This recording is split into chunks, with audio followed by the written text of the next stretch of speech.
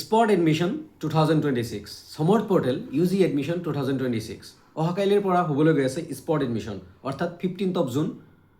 16th of June and 17th of June হ'বলৈ গৈ আছে স্পট এডমিশ্যন যিবোৰ ভাইটি ভণ্টিয়ে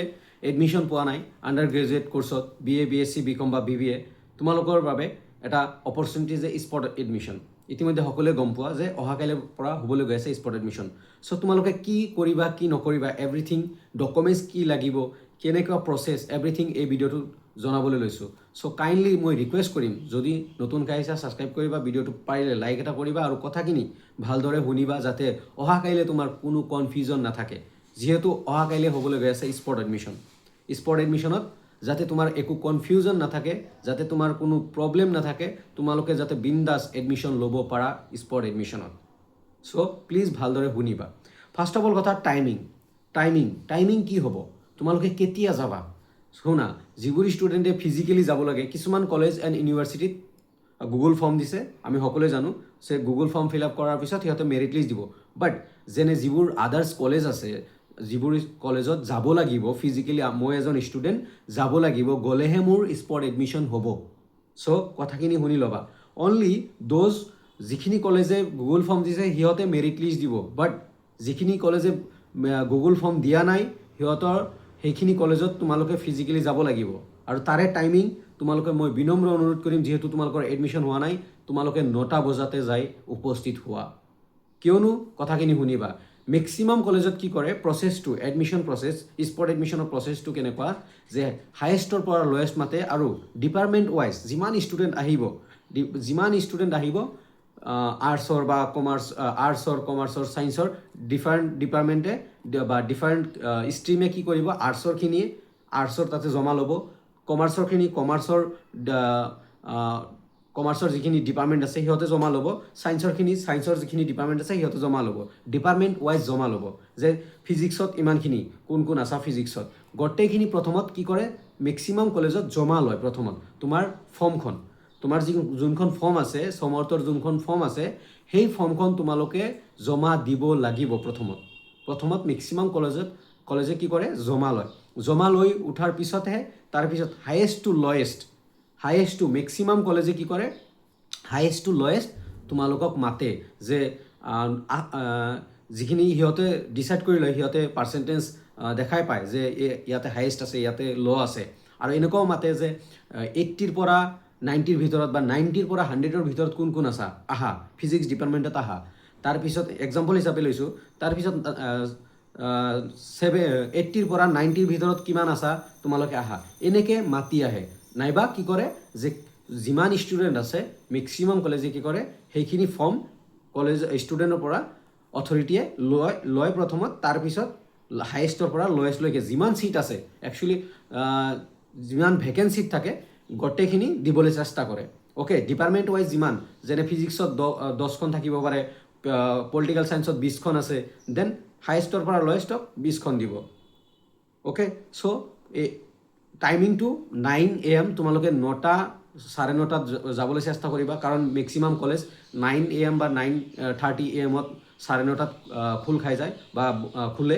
আৰু এডমিশ্যন প্ৰচেছটো ক'লোঁ যে যিমান ছিট ভেকেণ্ট থাকিব সিমানখিনি ষ্টুডেণ্টক এডমিশ্যন দিব যিমান ছিট ভেকেণ্ট থাকিব সিমান কেইজন ষ্টুডেণ্টক ছিট ভেকেণ্ট যিমান থাকিব সিমান কেইজন ষ্টুডেণ্টক এডমিশ্যন দিব কিছুমান কলেজে কি কৰে ফৰ্ম আগতে জমা ল'ব তাৰপিছত হায়েষ্টৰ পৰা লয়েষ্টক দি আহিব আৰু কিছুমান কলেজে মাতি আহিব যে 90ৰ পৰা 100 কিমান আছা তোমালোকে আহা 80ৰ পৰা 90 কিমান আছা তোমালোকে আহা 70ৰ পৰা 80 কিমান আছা তোমালোকে আহা আৰু তোমালোকে ছিট ভেকেণ্ট ক'ত গম পাবা কিছুমান কলেজে আজি ইভিনিংলৈকে ছিট ভেকেণ্ট আপলোড কৰি দিব নিজৰ ৱেবছাইট সেইকাৰণে কৈছোঁ সমৰ্থ পৰ্টেলৰ লগতে তোমালোকে যোনখন কলেজত এপ্লাই কৰিছা তোমালোকে প্লিজ কাইণ্ডলি ভিজিট কৰি থাকিবা ছাপ'জ তুমি BS কলেজত এপ্লাই কৰিছা দেন BS কলেজৰ ৱেবছাইট তুমি ৰেগুলাৰ বেচিছত 1 ঘণ্টা পিছত তোমালোকে এবাৰ ভিজিট কৰি ৰাখিবা বা ভিজিট কৰিবা কিয়নো সিট ভেকেণ্ট যিখিনি সিট ভেকেণ্ট আছে ডিপাৰ্টমেণ্ট ৱাইজ দিব পাৰে, আজিয়ে দিব পাৰে। কিছুমান কলেজে আজি দিব, কিছুমান কলেজে কাইলৈ মৰ্ণিং যেতিয়া তোমালোকে যাবা অন দ্য স্পট তোমালোকৰ সন্মুখতে এনাউন্স কৰি দিব যে ফিজিক্সত ফিজিক্স ডিপাৰ্টমেণ্টত ইমান চিট বাকী আছে, ইকনমিক্সত ইমান চিট বাকী আছে, ইংলিছত ইমান চিট বাকী আছে, সেনেকৈ এনাউন্স কৰি দিব। Stream wise science arts commerce মিলি ষ্ট্ৰীম ৱাইজ এনাউন্স কৰি দিব। চ' গ'ল। তাৰপিছত মেজৰ মাইনৰ চেঞ্জ, যিবোৰ ষ্টুডেণ্টে অলৰেডি এডমিশ্যন লৈছা তোমালোকেও বহুতে যাবা স্পট এডমিশ্যনৰ কাৰণে, কাৰণ ফেভৰেট কলেজ বা ভাল লগা কলেজ পোৱা নাই চাগে। চ' অবভিয়াছলি ভাল লগা কলেজত যাবলৈ চেষ্টা কৰিবা। যদি তুমি ফাৰ্ষ্ট অফ অল তুমি যদি ক'ৰবাত এডমিশ্যন লৈ থৈছা, যিকোনো ষ্টুডেণ্ট তুমি যদি এডমিশ্যন লৈ থৈছা, দেন ভালকৈ কথাখিনি শুনিবা। বিফ'ৰ তুমি আগতে পাবানে নাই স্পট এডমিশ্যনত ছিট পাবানে নাই, প্লিজ বিনম্ৰ অনুৰোধ তুমি ভালকৈ কথাখিনি শুনিবা। তুমি যদি যোনখনত স্পট এডমিশ্যনৰ কাৰণে গৈছা সেইখন কলেজত যদি স্পট এডমিশ্যন দেখা পাই আছা যে তুমি পাবা, তেতিয়াহে আগৰখনৰ পৰা উইথড্ৰ কৰিবা। আৰু কাইলৈ উইথড্ৰ অপশ্যন আহি যাব বা কেঞ্চেলেশ্যন অপশ্যন আহি যাব। এতিয়া চাগে নাই ষ্টুডেণ্টৰ যিবোৰ ষ্টুডেণ্টে এডমিশ্যন লৈছে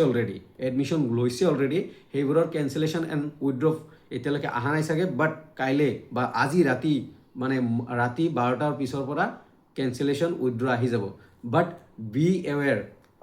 প্লিজ সজাগ হ'বা। যদি তুমি ছিট পোৱা কনফাৰ্ম হোৱা যে তুমি এডমিশ্যন পাবা স্পট এডমিশ্যনত, দেন আগৰখনৰ পৰা উইথড্ৰ কৰিবা বা কেঞ্চেল কৰিবা। ছাপ'জ তুমি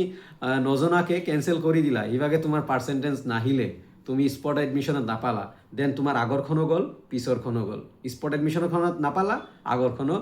উইথড্ৰ কৰি দিলা, খতম, গ'ল তোমাৰ। আৰু যেতিয়াই কেঞ্চেল কৰি দিবা আগৰখন কলেজে কি কৰিব, বেলেগ এজনক তোমাৰ ছিট দি দিব। এইটো ৰুল। তোমাৰ ছিট বেলেগ এজনক দি দিব, তোমাৰ ছিটখন বেলেগ এজনক দি দিব। অ'কে, কেঞ্চেল আৰু উইথড্ৰ ক'লোঁ, কেঞ্চেল আৰু একচেপ্ট। আৰু যেতিয়া তুমি আগৰখন কেঞ্চেল বা উইথড্ৰ কৰিবা, তেতিয়া তাৰপিছত তোমাক গম পালা তুমি ছিট পাবা, তাৰপিছত তুমি উইথড্ৰ কৰাৰ পিছত 100% তুমি একচেপ্ট কৰিব লাগিব, যোন এডমিশ্যন অফাৰ পাই যাবা। ছাপ'জ তুমি এডমিশ্যন অফাৰ কোনোবা এখন কলেজত গৈছা, তুমি গম পালা যে ছিট পাবা, তাৰপিছত উইথড্ৰ কৰি দিলা, তাৰপিছত উইথড্ৰ কৰাৰ পিছতহে তুমি একচেপ্ট কৰিব পাৰিবা। অ'কে, তাৰপিছত মেজৰ মাইনৰ চেঞ্জ চোৱা। কিছুমান ষ্টুডেণ্টে কি কৰিছে যে দাদা মই অলৰেডি এডমিশ্যন লৈছোঁ, বাট মোৰ মেজৰখন মই ফিজিক্সত লৈছোঁ বা ইকনমিক্সত লৈছোঁ বা ইংলিছত লৈছোঁ, মোৰ ভাল লগা নাই, মই বেলেগ মেজৰ চেঞ্জ কৰিব খোজোঁ। দেন তোমালোকে কাইলৈ যাব পাৰা। কাইলৈ গৈ তোমালোকে সেই এডমিশ্যন পেনেলত বহি থকা টিচাৰখিনিক জনাব পাৰা। হয়, কিছুমান কলেজ সমৰ্থ পৰ্টেলৰ এটা অথৰিটি আছে বা সমৰ্থ পৰ্টেলৰ কিছুমান ছাইট দিয়া আছে ইচ এণ্ড এভৰি কলেজক, যে সিহঁতে কিবা কিবি কৰিব পাৰে বা কাৰেকশ্যন কৰিব পাৰে। আৰু ছাপ'জ আৰু এইটো গ'ল, তোমালোকে তাতে এডমিশ্যন পেনেলক ৰিকুৱেষ্ট কৰিব পাৰা, যদি যিখিনি এডমিশ্যন লৈ থোৱা আছে সিহঁতৰ মাইনৰ চেঞ্জ কৰিব লাগে। আৰু এতিয়া আহিছোঁ যিবোৰ ষ্টুডেণ্টে এডমিশ্যন পোৱাই নাই, বাট তোমালোকে চাই আছা ছাপ'জ কমাৰ্চৰ ফাইনেন্স আৰু একাউণ্টেঞ্চি বা মেনেজমেণ্ট, তোমালোকে ফাইনেন্সত কৰিছা, যিসকলে এডমিশ্যন পোৱা নাই, এতিয়া কৈ আছোঁ যিসকলে এডমিশ্যন পোৱা নাই, তোমালোকে কাইলৈ স্পট এডমিশ্যনত গৈছা আৰু এনাউন্স কৰিছে যে ফাইনেন্সত অনলি 2খন ছিট আছে, আৰু মাৰ্কেটিং বা মেনেজমেণ্টত 20খন ছিট আছে। দেন তুমি যিহেতু ফাইনেন্সত কৰিছা, দেন তুমি মাৰ্কেটিং বা মেনেজমেণ্টত তুমি চুৱেপ কৰিব পাৰিবা, বিন্দাছ চুৱেপ কৰিব পাৰিবা। তাতে কি কৰিবা, এডমিশ্যন পেনেলক ক'বা ছাৰ মই ফাইনেন্সত কৰিছিলোঁ, যিহেতু ফাইনেন্সত ছিট নাই, দেন মোক মাৰ্কেটিং বা মেনেজমেণ্টক দি দিয়ক। এইটো জাষ্ট এক্সাম্পল হিচাপে লৈছোঁ, তুমি যি ডিপাৰ্টমেণ্ট হোৱা এইটো কৰিব পাৰা, ছায়েন্স আৰ্টছ কৰিব পাৰা, তুমি তাতে এডমিশ্যন পেনেলক ক'লে 100% হৈ যাব এইটো। এতিয়া আহিছোঁ যে গেপ চাৰ্টিফিকেট আৰু ইনকাম চাৰ্টিফিকেট। তোমাৰ যদি ইনকাম চাৰ্টিফিকেট আৰু ৰেচন কাৰ্ড থাকে 100% তোমাৰ এডমিশ্যন ফ্ৰী হ'ব, এডমিশ্যন ফি নালাগে।